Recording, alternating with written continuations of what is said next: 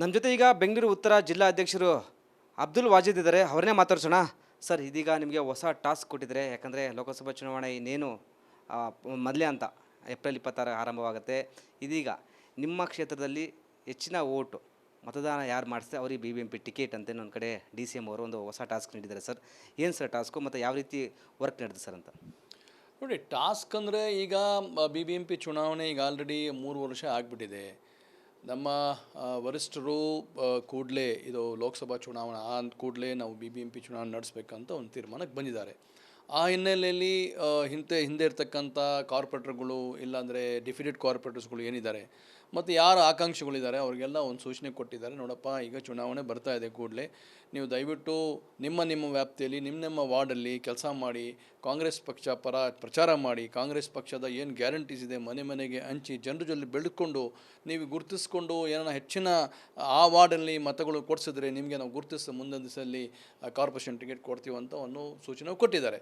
ಆ ಹಿನ್ನೆಲೆಯಲ್ಲಿ ನಾನು ಈಗ ಜಿಲ್ಲಾಧ್ಯಕ್ಷನಾಗಿ ನಮ್ಮ ವ್ಯಾಪ್ತಿಯಲ್ಲಿ ಬರ್ತಕ್ಕಂಥ ಎಲ್ಲ ವಾರ್ಡ್ಗಳಲ್ಲಿ ಮತ್ತು ಎಲ್ಲ ಬೆಂಗಳೂರು ಮಹಾನಗರ ಪಾಲಿಕೆ ಎಲ್ಲ ನಮ್ಮ ಹಳೆಯ ಸ್ನೇಹಿತರು ಯಾರಿದ್ದಾರೆ, ಕಾರ್ಪೊರೇಟರ್ಸ್ ಇದ್ದಾರೆ, ಮುಂದೆ ಆಕಾಂಕ್ಷಿಗಳಿದ್ದಾರೆ, ಅವರಿಗೆಲ್ಲ ನಾವು ಸೂಚನೆ ಕೊಟ್ಟಿದ್ದೀವಿ. ದಯವಿಟ್ಟು ಕೆಲಸ ಮಾಡಿ ಕಾಂಗ್ರೆಸ್ ಪಕ್ಷನ ಗೆಲ್ಲಿಸೋದಲ್ಲಿ ನಿಮ್ಮ ಪಾತ್ರ ಮುಖ್ಯವಾಗಿರ್ತದೆ. ಅದನ್ನು DCM ಸಹ ಹೇಳಿದ್ದಾರೆ, ನೀವು ಮಾಡಿದ್ರೆ ಮುಂದೆ ಗುರುತಿಸ್ತೀವಿ ಅಂತ ಒಂದು ಮಾತನ್ನು ಹೇಳಿರೋದು ಅದು ಸ್ವಾಗತ ಆಗುತ್ತೆ.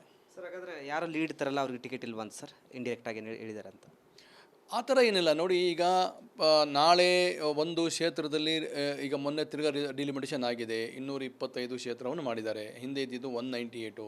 ಈಗ 190 ಅಂದರೆ ಇನ್ನು ಸುಮಾರು 27 ಜನಕ್ಕೆ ಅವರಿಗೆ ಅವಕಾಶ ಸಿಕ್ಕತ್ತೆ.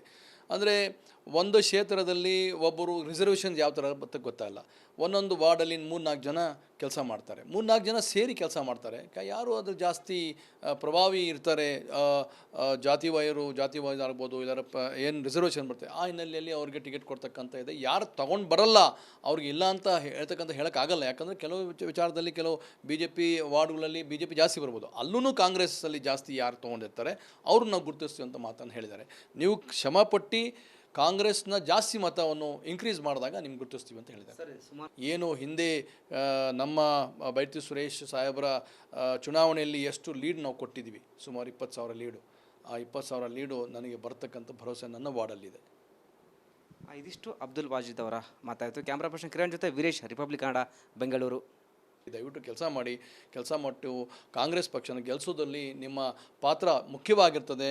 ಅದನ್ನು DCM ಸಹ ಹೇಳಿದ್ದಾರೆ, ನೀವು ಮಾಡಿದ್ರೆ ಮುಂದೆ ಗುರುತಿಸ್ತೀವಿ ಅಂತ ಒಂದು ಮಾತನ್ನು ಹೇಳಿರೋದು ಅದು ಸ್ವಾಗತ ಆಗುತ್ತೆ. ಸರ್, ಹಾಗಾದರೆ ಯಾರು ಲೀಡ್ ಇರ್ತಾರಲ್ಲ ಅವ್ರಿಗೆ ಟಿಕೆಟ್ ಇಲ್ವಂತ ಸರ್? ಇಂಡೈರೆಕ್ಟಾಗಿ ಹೇಳಿದ್ದಾರೆ ಅಂತ ಆ ಥರ ಏನಿಲ್ಲ. ನೋಡಿ, ಈಗ ನಾಳೆ ಒಂದು ಕ್ಷೇತ್ರದಲ್ಲಿ ಈಗ ಮೊನ್ನೆ ತಿರ್ಗಾ ಡಿಲಿಮಿಟೇಷನ್ ಆಗಿದೆ. 225 ಕ್ಷೇತ್ರವನ್ನು ಮಾಡಿದ್ದಾರೆ. ಹಿಂದೆ ಇದ್ದಿದ್ದು 198. ಈಗ 190 ಅಂದರೆ ಇನ್ನು ಸುಮಾರು 27 ಜನಕ್ಕೆ ಅವರಿಗೆ ಅವಕಾಶ ಸಿಕ್ಕತ್ತೆ. ಅಂದರೆ ಒಂದು ಕ್ಷೇತ್ರದಲ್ಲಿ ಒಬ್ಬರು ರಿಸರ್ವೇಷನ್ಸ್ ಯಾವ ಥರ ಬರ್ತಕ್ಕೆ ಗೊತ್ತಾಗಲ್ಲ. ಒಂದೊಂದು ವಾರ್ಡಲ್ಲಿ 3-4 ಜನ ಕೆಲಸ ಮಾಡ್ತಾರೆ, 3-4 ಜನ ಸೇರಿ ಕೆಲಸ ಮಾಡ್ತಾರೆ.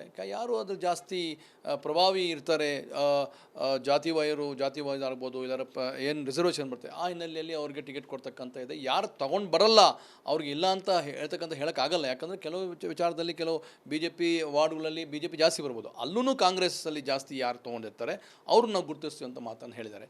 ನೀವು ಶ್ರಮಪಟ್ಟು ಕಾಂಗ್ರೆಸ್ನ ಜಾಸ್ತಿ ಮತವನ್ನು ಇನ್ಕ್ರೀಸ್ ಮಾಡಿದಾಗ ನಿಮ್ಗೆ ಗುರುತಿಸ್ತೀವಿ ಅಂತ ಹೇಳಿದ್ದಾರೆ. ಏನು ಹಿಂದೆ ನಮ್ಮ ಬೈರತಿ ಸುರೇಶ್ ಸಾಹೇಬರ ಚುನಾವಣೆಯಲ್ಲಿ ಎಷ್ಟು ಲೀಡ್ ನಾವು ಕೊಟ್ಟಿದ್ದೀವಿ, ಸುಮಾರು 20,000 ಲೀಡು. ಆ 20,000 ಲೀಡು ನನಗೆ ಬರ್ತಕ್ಕಂಥ ಭರವಸೆ ನನ್ನ ವಾರ್ಡಲ್ಲಿದೆ. ಇದಿಷ್ಟು ಅಬ್ದುಲ್ ವಾಜಿದ್ ಅವರ ಮಾತಾಯಿತು. ಕ್ಯಾಮ್ರಾ ಪರ್ಸನ್ ಕಿರಣ್ ಜೊತೆ ವೀರೇಶ್, ರಿಪಬ್ಲಿಕ್ ಕನ್ನಡ, ಬೆಂಗಳೂರು.